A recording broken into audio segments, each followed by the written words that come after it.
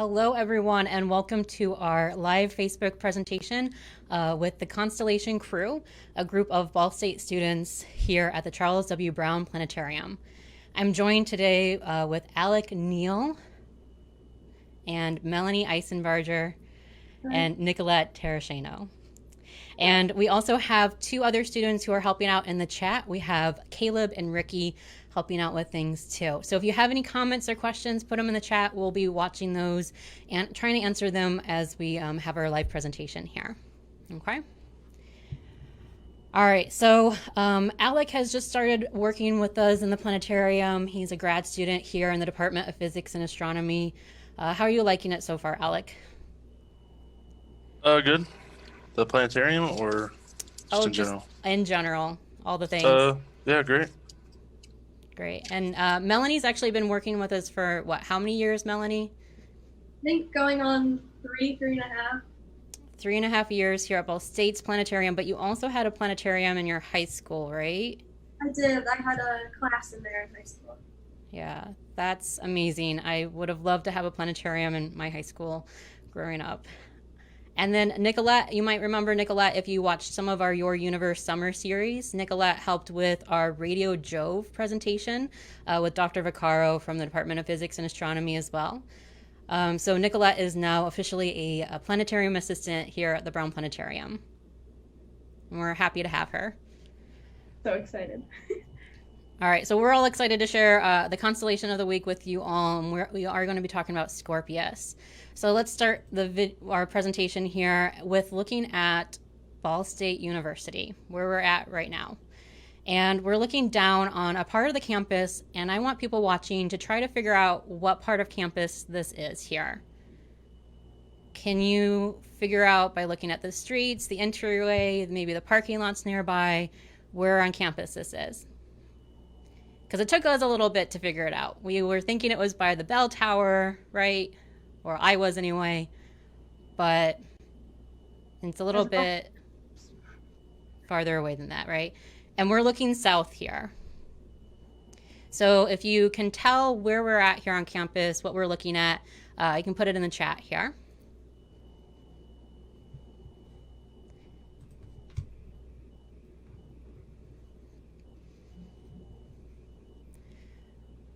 All right, so what did we figure out it was? I think Nicolette, you got it. Yeah, Alec said it earlier, and I realized too with him that it was the student center. I recognized the pathways to it, and I saw the green patch in the middle, if you see it, on the sidewalk towards the building, but I just couldn't figure out which building it was, and then Alec said it was the student center. Yeah. So it is a student center, it looks like. If anyone has another idea or thinks we're wrong on that one, please put it in the chat. We would love to hear from you. But it's the student center here on campus. But we don't want to look down for this presentation. We want to look upwards. So I'm going to change our view up towards the sky. And again, we're looking south, and we have a big S here that does stand for south to help us find our directions. So when you're trying to find some of the things we're talking about, you can look south to see some of these objects. The SE stands for southeast, and the SW stands for southwest here. Okay. And if you remember, or if you can read our title here, we are looking at the constellation of Scorpius. And Scorpius is actually in our sky right now. The constellation Scorpius is up there. And where is it? Well, we can actually reveal where it is using our planetarium software here. So there's the lines that we can connect the stars. We're going to talk about what a constellation is in a little bit, but also we can imagine that these stars make up this pattern, this scorpion pattern in the sky. But of course we can't see the stars right now because the sun is still up in the sky. And to see the sun, we're going to pan over to see the western part of the sky. And there's the sun there. And in order to see the stars, we have to make the sun set, right? So we're going to make the sun set. The light from the sun interacts with our atmosphere, and it makes it so we can't see the stars during the daytime, even though they're there. But after our sun sets, we can start to see bright objects, some of which are stars. And you can start to get an idea of what we can imagine out of these stars and play connect the dots. But before we get too far into the constellations, I think, Melanie, you're going to talk to us a little bit about that. Yep. So before we can talk about all the constellations, we should decide what they are exactly. So kind of like Dayna said, it's like an extremely difficult version of connect the dots, but there are no real rules. I think it's important when you look up at the sky, you're not actually seeing these figures or pictures. I don't know about you, I've never seen a big scorpion drawing in the sky before. It'd be kind of cool, but I haven't. I haven't either. Yeah, the main thing is that they're not actually real. They're made up. They could be really anything. There have been many interpretations throughout history, depending on kind of history, culture, religion, art, really anything that these cultures found important, they would kind of reflect in the sky, which is really cool to see all of the different ones. So yeah, Dayna, you can show kind of all the constellations and you can get a better idea of how many we have, which we'll get into a little bit later. But of all the constellations that you can see now, list your favorite one down below, just the ones that you can see, because there are some really cool ones. But eventually, throughout history, we use them to create kind of a map, which is kind of what it looks like here. So if you've ever gone outside with a friend or family and they say, oh, what's that? Up in the sky, and you say, where? And you look up and you're looking all around and you say, where? The sky is really big. So especially for astronomers that use telescopes that look at really small areas of the sky, we have to be very specific. So these constellations create these sort of zones that we can be more specific to point things out or tell each other where to look, which is a really important thing in astronomy. So also using these maps, they're really important for navigation. So kind of like Dayna said, we don't have these lovely cardinal directions up in our night sky either, the big north, south, east, west. So if you're out on the ocean, you don't see any land, you're not sure, you can actually use these stars to find directions and figure out where you are, where you're going, where you came from, which is obviously a really important thing for people like sailors. But it's also important for time. So whether it be an hour, a day, or a year, all of that is based on astronomy, which is time is a very fundamental thing to our society, which is all determined sort of by the movement of the sky. And in addition, we could use that to determine the seasons in the past. So kind of like a calendar for farmers, especially places where they don't have drastic season changes. It would be kind of hard to tell when to plant, when to harvest. So we could use the stars for things like this. Eventually, we had, a lot of constellations, so we had to decide kind of a definitive number, which Nicolette will talk about in just a minute. But basically, the United States decided to pick their official constellations and boundaries so that every single star is in exactly one constellation. There's no overlap, which is something I actually learned recently that I think is really interesting. So every single star in the sky is in exactly one constellation. Yeah. And those specific constellations, Nicolette can tell you a little bit about.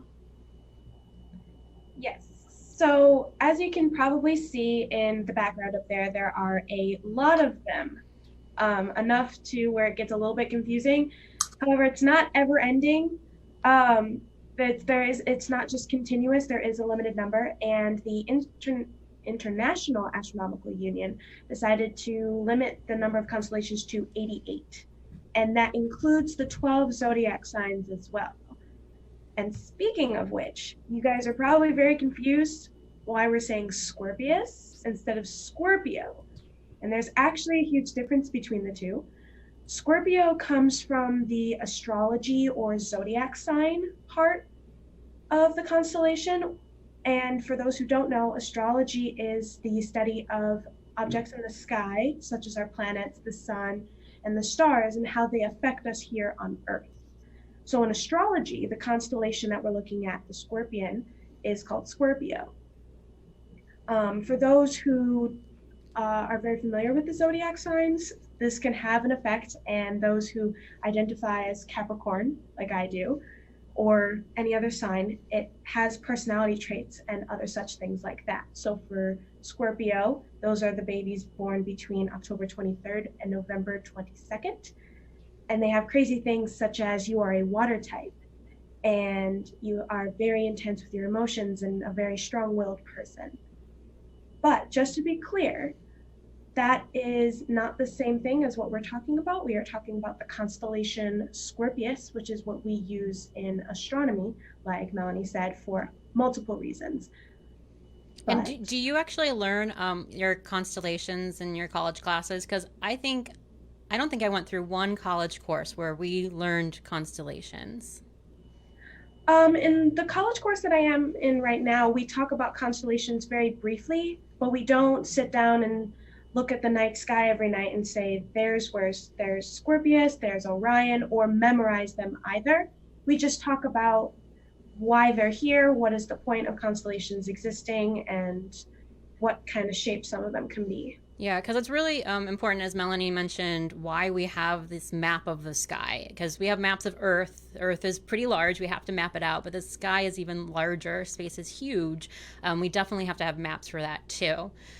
So they're really important. But really in all of my schooling, and I know the college courses here in astronomy at Ball State, we go into the objects that make up these constellations. And we're going to be talking about that more later on here, too. So, Melanie, when you're talking about how people looked at the sky so they knew when the seasons were changing, so they knew when to harvest or when to plant crops, we know that Scorpius is actually going to be leaving our sky soon. So that's why we wanted to do it this week, because this is going to be really the last chance to see it this couple weeks coming up here before it leaves our sky, because this constellations changed with the seasons, right? Nicolette, did you have anything more to add for Scorpius versus Scorpio or anything like that? Just a little bit of a fun fact. The name Scorpius is a Latin name for scorpion, coincidentally. But this idea comes from the fact of, like Melanie said, constellations are usually derived from stories and tall tales that people have told over the years. And one of them is that Scorpius is the very scorpion that is chasing Orion, the other constellation, the mystical hunter. And Orion is located on the opposite side of Scorpius to also authenticate the story and say that the mythical hunter is running away from the scorpion, because that's how he dies, is by the scorpion. Of course, there are various tales. Some other gods and goddesses may be involved, or the tale may be shorter or longer, but the main point is that Orion is running away from the scorpion in the sky. And so they're in opposite parts of the sky, right? So Scorpius is in the summer sky, and we see Orion in the winter sky. And that makes sense, right? Because they're in opposite parts of the sky. Cool. All right, so if you're looking at all these constellations here and just trying to find the stars out of all this mess, you can maybe see one really bright red one in Scorpius, and we're going to talk about that one for sure. But there's a couple in the half guy, half horse Sagittarius there that aren't actually stars. Those are actually planets. And we have the bigger and brighter one there is the biggest planet in our solar system. So if you know what the biggest planet in our solar system is, go ahead and put the answer in the chat. That's the brighter one here. Because it's really big, it reflects a lot of light. So the bright object in Sagittarius is the largest planet in our solar system. And let's go ahead and make it really big along with the other one near it, which is a planet with the rings, Saturn. But the biggest planet in our solar system is Jupiter here. All right, so will the planets ever look like this in real life? No, right? We made them really big in our simulation just so you could see and understand what planets are actually in the southern sky next to our constellation of the week, Scorpius.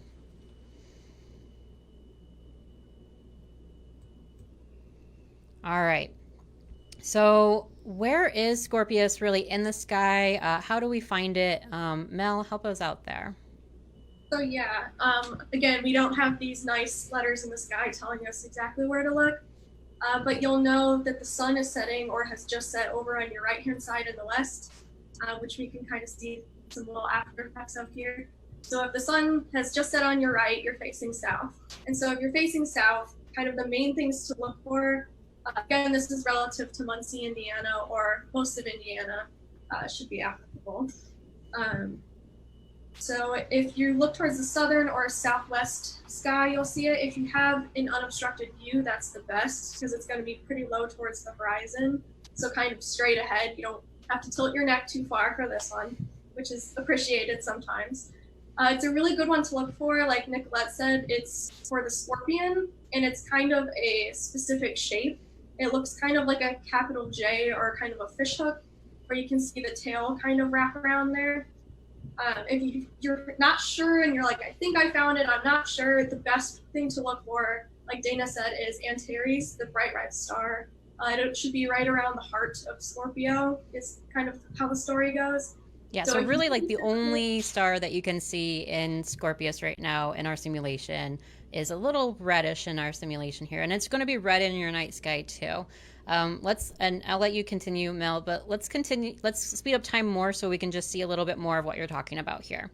So we're going to speed up time, have the sun set even more in our simulation, and when the sun sets, and if we get rid of all the light pollution in Muncie, especially on campus here, you might even be able to see the Milky Way, that band there, but you can see a lot of stars here. We do have a lot of light pollution, so like Mel said, you really want to look for that bright red star Antares, which really makes up the heart. So yeah, it's really just the best way to kind of double check if you're not sure if you found it. If you're looking pretty much straight south, you'll definitely see Antares. It's a pretty significant star, and Alec can kind of confirm that it's a pretty special one. Yeah, so Antares is the Greek equivalent is Antares. That's the ancient Greek word for it.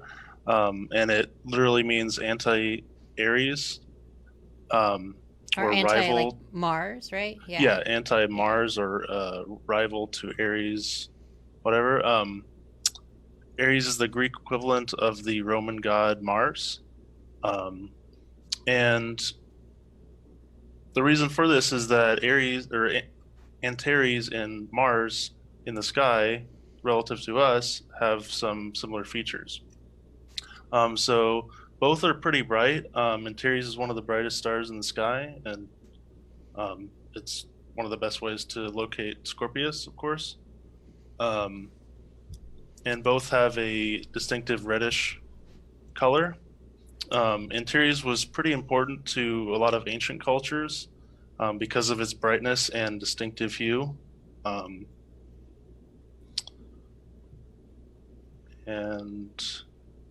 Yeah, did we want to talk about and Mars so yeah, now? we could go and check out Mars. So Antares is the red star in the sky. It makes up, it's really the dominant feature of Scorpius here that we can see with light pollution. And there's another red object in the sky tonight that rises pretty late, and that is the planet we've been talking about, or Alec mentioned, and that's planet Mars. So let's pan over and check out the eastern sky to see where Mars is in the sky tonight. Go ahead, Alec. Really big. Yeah, so Mars is so there's the moon, the grayish white thing, and then Mars will be trailing it for the whole night. So if you see the moon coming up, if you wait probably a little bit longer, if you still can't see it, or if you can't see it, wait a little bit longer and you should be able to see it. Yeah, so tonight here in Muncie, after sunset, probably a good amount of time after sunset, maybe around 11 o'clock or midnight tonight, you should be able to see the moon rise, and then shortly after, the red object there is not a star, it's not Antares, don't get confused with Antares. Antares will be set by then, pretty much, but it is the planet Mars there.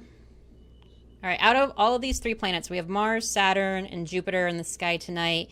And then there's another one that actually is rising right before the sun. If you're up before the sun, you might have seen a really bright object in the east. Have any of you seen it? Okay. So like, if you've seen it, put your answer in the chat. If you know what it is, you can put your answer in the chat here. So there's a bright planet rising before the sun. I saw it the past 2 nights because I got up really early before the sun rose in the east. But it's really like the brightest thing in the sky unless the moon's up. Do you know what planet it is, students here?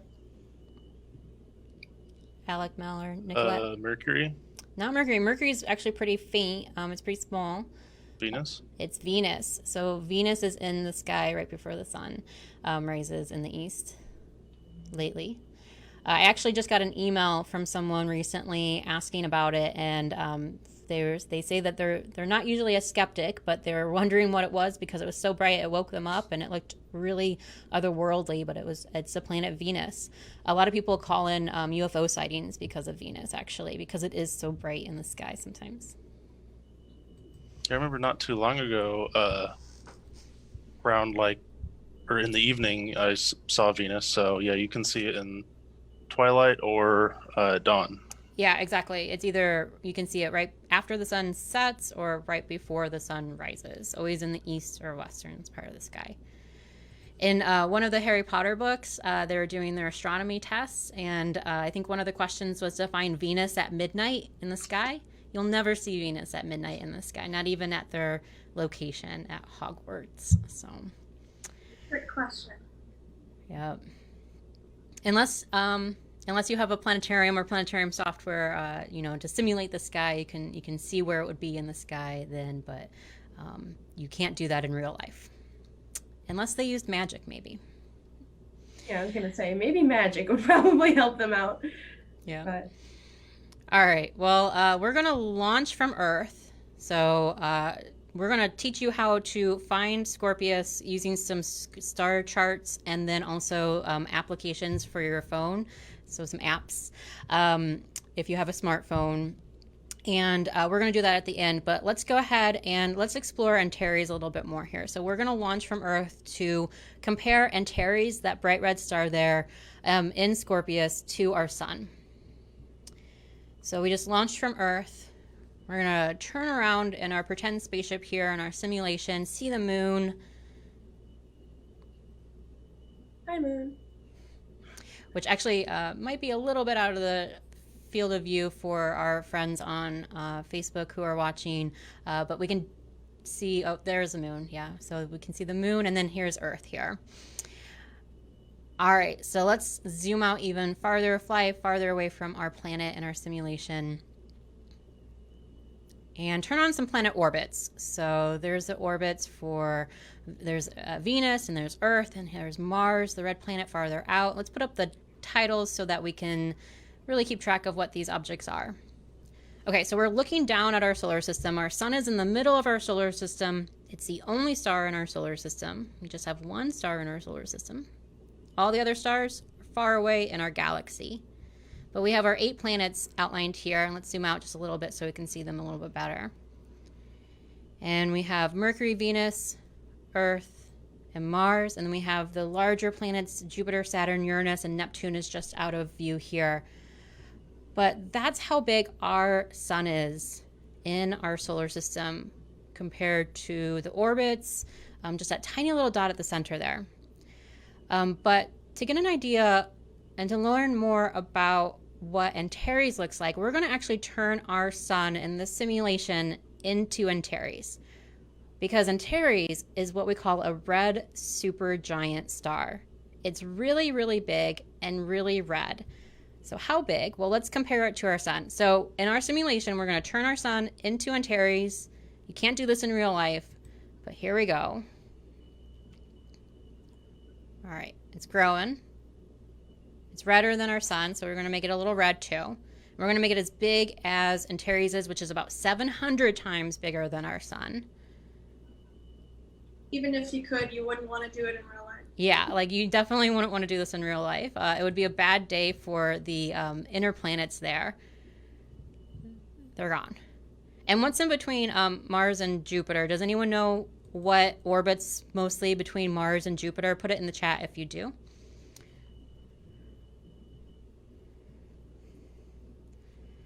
And then, does anyone here know? Alec, Mel, Nicolette? What's mostly in between Mars and Jupiter? Asteroid belt. Asteroid belt, yeah. So even the asteroids would be gone here. And that wouldn't be a good day for them either. And we kind of like our asteroids. They're pretty cool to explore. Yeah. So we'll our sun turn into something like this someday? Because our sun's not going to live for forever, right? Right. Okay. So, Alec, Mel, and Nicolette, do you know how old our sun is, roughly? It's almost 5 billion years. Yeah, it's almost 5 billion years. It's about halfway through its life. So in about 5 billion years, it's going to run out of fuel and turn into a red giant star. But Antares is a red supergiant, so it's even bigger than what our sun will turn into, which is going to be a red giant. So it won't get as big as Antares here, but it'll get really big and really red and turn into a red giant, and definitely engulf the orbit of, or go out to Mercury. It'll get Venus too, and probably even our Earth. Not Mars and the asteroids like Antares would if we replaced the sun with Antares here. Real bad day for them. But that's 5 billion years from now, so we should be okay. Yeah, like we'll be okay. Maybe we want to think about that someday, but I think we have some other things to think about first. Priorities, right? Yes. Is Antares naturally that big, or is it near the end of its life, like the sun? It is near its end of its life. So Antares was a more massive star than, or is a more massive star than our sun. So it lives for a shorter amount of time. It only lives for about 10 million years or so. So stars that are more massive, bigger stars, they burn through their fuel really quickly. They live for millions of years. Stars like our sun, which are smaller, burn through their fuel a little bit slower, live for billions of years. And even smaller stars, M-type or red dwarf stars, live for trillions of years, longer than the age of our universe, which is about 13.7 billion years. So the Antares is actually at the end of its life. And people think that it might start, or it might go supernova, because that's the next stage after a red supergiant. It goes supernova, and that might happen in about 10,000 years. Probably means we won't be able to see it then in the sky, considering it takes light so long to get here. Probably where Antares is. Well, I mean, that was kind of the next question, or the next topic I wanted to go into here. So Antares is 500 or so light years away. So just a reminder to everyone, a light year is a distance measurement, but it can also give us a little bit of an idea of time as well. So a light year is actually 6 trillion miles. Just one of those light years, one of the 500 light years that Antares is from us, is 6 trillion miles. So Antares is really far away. And it takes time for light to travel from place to place in our universe, in our solar system, in our galaxy, just in space in general, because space is huge. And light travels really fast. It travels 186,000 miles a second, but it still takes time to get to these far distances in space. So the light that left Antares, that we're seeing tonight in Muncie, left about 500 years ago. So we're seeing old starlight. So people might say, like, those stars might be gone, but what do you think? So the light that we're seeing is 500 years old, but the probability that Antares went supernova already, what's the probability that it went supernova already, given that it won't go for another 10,000 years or so? Pretty low, right? Yeah. So like 500 versus 10,000. So, you know, when you do look at the sky, there is that possibility. There are so many stars out there that some of them might have gone supernova. But really, stars live for millions, billions, and trillions of years, so it's not very likely that it's in our lifetime that that would happen. In some ways, but they do go. Stars do go supernova all the time. Stars are born and stars die all the time in our universe. All right, so we're going to switch over and leave our solar system. We're going to fly to an object in the constellation of Scorpius. So let's put our sun back to normal. So our solar system looks back to the way it should. which is good. And then we're going to turn over and see something that's really far away that we can't see with just our eyes. So we can see the stars that make up the constellation here, but we need some help to see other things that are even farther. Like telescopes will help us see things that our eyes just really can't. So we're going to fly there in our simulation, and you can see some stars already kind of going by in our simulation here. Space is three-dimensional. All the stars that make up that constellation are in different distances from Earth here. And in the direction of Scorpius is this nebula. It's a cloud of gas and dust in space. And this is called the Butterfly Nebula because it looks like a butterfly. It's so pretty. And there's real pictures of this, right? So this is a simulation here. But I think the real picture is better. So I'm going to bring up the real picture, and let me slide through some of the things we kind of skipped over. So Nicolette talked about some constellations, this astrology, and how Scorpio is different than Scorpius, the constellation. But here's the Butterfly Nebula. This is what it looks like with a telescope picture, like with the help of a telescope. So we attach a camera to a telescope, we take a long exposure image, and we can see more than what our eyes can see, not just in brightness, but the different types of light too. And this one looks a lot different in colors than the simulation. So this one has some more of reds and pinks, and the simulation is blues. And it just depends on how astronomers really process the image after they take it. Because they get all these different types of light and this information, and they can kind of color code it accordingly. So you'll see some pictures that have the Butterfly Nebula more blue, and then some that look like the other picture that I showed with reds and stuff.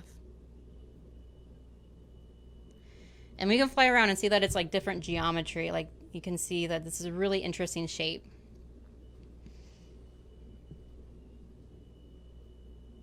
It's so pretty looking, and then you hear it's made out of gas and dust, and it doesn't sound so exciting. But that's what everything is made up of, including us. So it's cool to be humbled a little bit sometimes. Yeah. I was going to say, nebulas are kind of the nursery to most stars, usually, if it gets to that point. Some of them are pretty old. They've been there for a while. Yeah, there's some nebulae that are the results of stars dying, like that butterfly one was a star that recently died, relatively recently. But then there's other nebulae out in space where stars are being born, stellar nurseries, really. All right, let's go back to stars. We're back at our solar system just to get our bearings a little bit. We have the planets that are orbiting there, and we're going to fly to another object in Scorpius. Zoom past those stars that make it up. Way out, far in the far reaches of our galaxy is this cluster of stars called M80. And this is what's known as a globular star cluster. And every single point of light here is a star, right? Yeah, so this is like we went about 32,000 light years away from our solar system to travel here in our simulation. Again, we didn't do this in real life, but this is just huge. There's hundreds of thousands of stars here.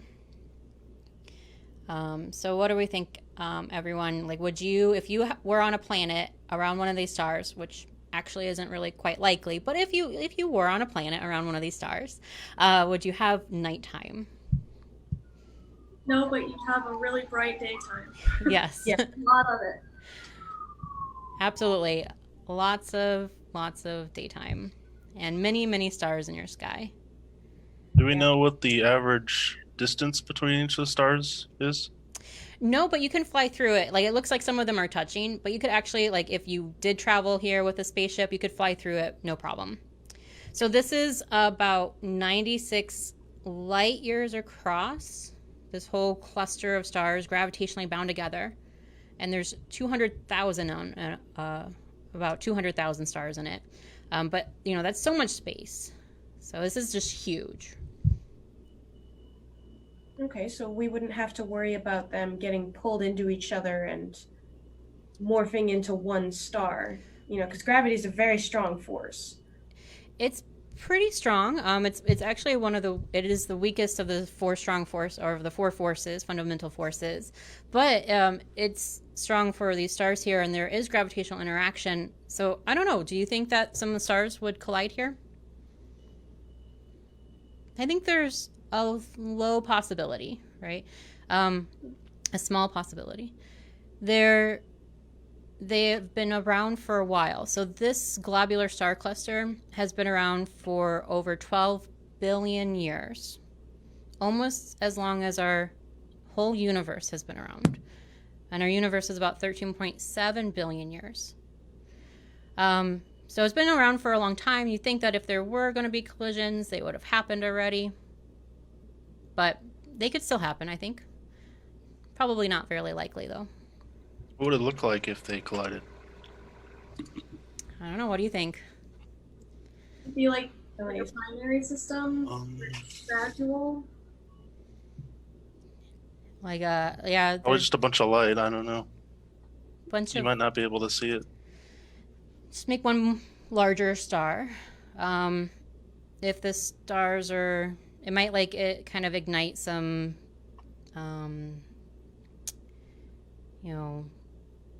hydrogen fusion or something like that in the star. Yeah. But yeah, so these clusters are really far out from our galaxy, and we're going to be looking at so many different things. We're going to be looking at our galaxy during this series with the Constellation Crew. We're going to have lots of different students come in and chat with you all about different constellations in the sky.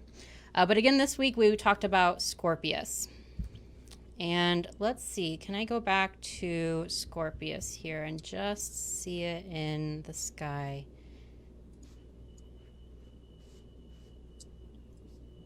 Let's see.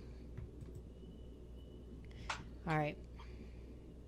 So we're back at our butterfly nebula. Let's look back at our solar system here with Scorpius in the sky here.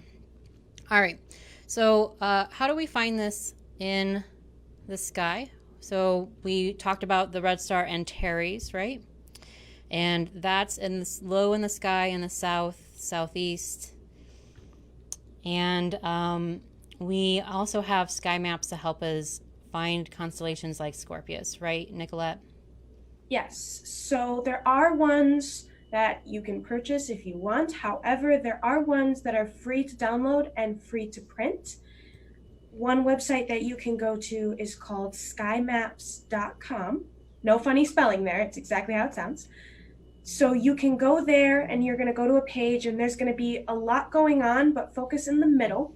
And you should see the second paragraph down. They're going to be talking about the monthly sky maps. And you'll be able to click on a picture similar to this. And right underneath it'll say click to download.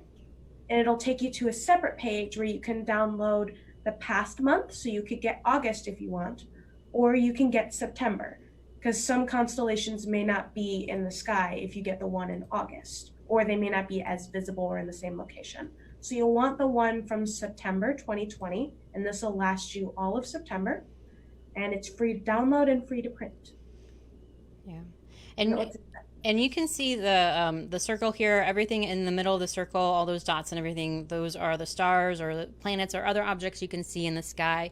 And there's an SW on this map here, and Antares is marked right above the SW. And you can even see that Scorpius is for sure leaving our sky, just like how we mentioned before. So you do want to check out, if you want to look at Antares right after sunset, look towards the southern sky and find that red star there. One piece of advice with the sky maps are you hold them up over your head, because if you're looking down at it, you might get a little bit confused. Yeah.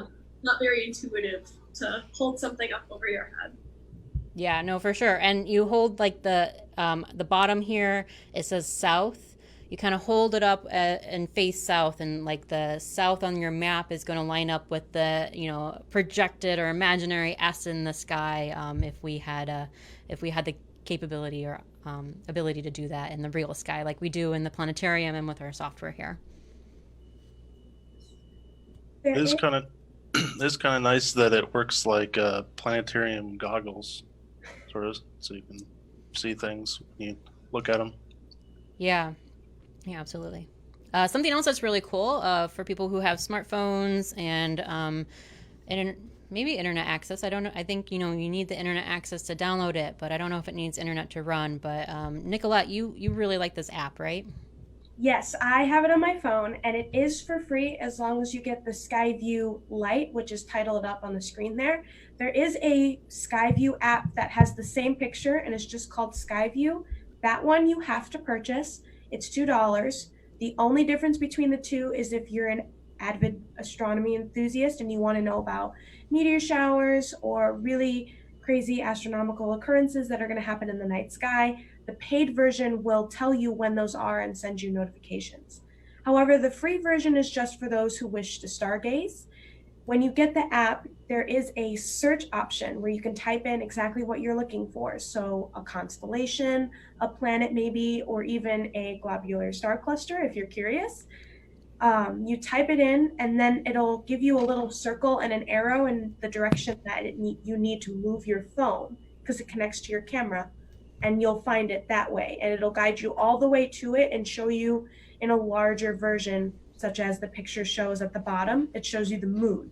Of course, that's just to show you where it is. It may not look exactly like that in the night sky, but it's a lot of fun. I really like it. It also shows you the Hubble Space Station if you're curious, and some fun facts. It tells you where it's located, and it gives you a nice little compass to look at and everything. It even goes through the ground in a sense. If you point your camera to the ground, it'll show you the stars that are in the southern hemisphere or the constellations that are down there. So you're not just limited to up here in the northern hemisphere where you guys are. So it's pretty fun. I love it. Yeah, and I think they've come a long way since I've tried to use one of these, and I think I'd last tried to use an app to find things in the sky about 10 years ago. And it always kind of messed up and glitched, and it wasn't too accurate. But it seems like this one's pretty good, right, with all of that. Mm-hmm. It also shows you orbital patterns as well. That's what that weird blue line is in that picture there behind the moon. It's telling you how it orbits around, which I think is really cool. But it's a really fun app if you're more tech savvy or if you have some neck problems or vertigo and you can't really bend all the way up with a sky map to make it easier for you. This one's just easier so that you can use your phone to do the work for you instead of the map. That's great. All right. Well, any last comments before we sign off for the night? Go look for it while you can, or you might have to wait a while. Yeah. Roughly 10 months or so. Yeah. That's great. All right. Well, thank you so much, everyone, for watching. And thank you, Alec, Melanie, and Ricky and Caleb in the chat who have been helping answer some of the questions coming through. And really, please do join us next week. We're going to be looking at another constellation with the Constellation Crew. Next week is all about Sagittarius. And if you know anything about Sagittarius, you know that that's the constellation where you can find the supermassive black hole in our galaxy. So if you like black holes, check us out next week. All right. Take care, everyone. Have a great rest of your evening and a wonderful weekend. Bye, guys.